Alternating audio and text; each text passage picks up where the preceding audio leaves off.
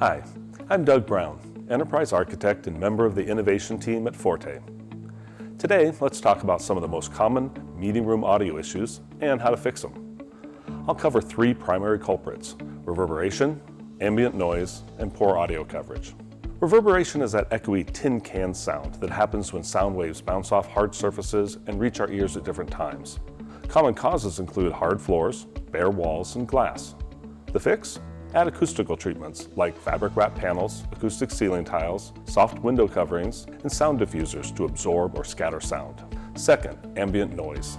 Conference rooms should be quiet, ideally below 35 decibels.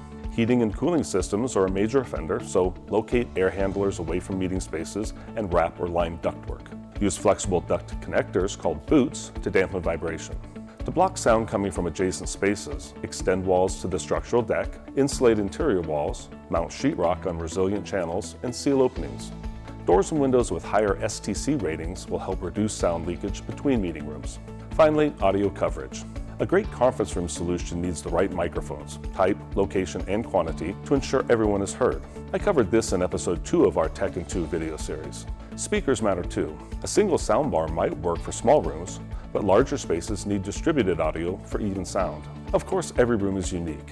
Our expert design engineers at FORTÉ can help evaluate your specific needs. Visit ourforte.com or contact your local FORTÉ office for more information.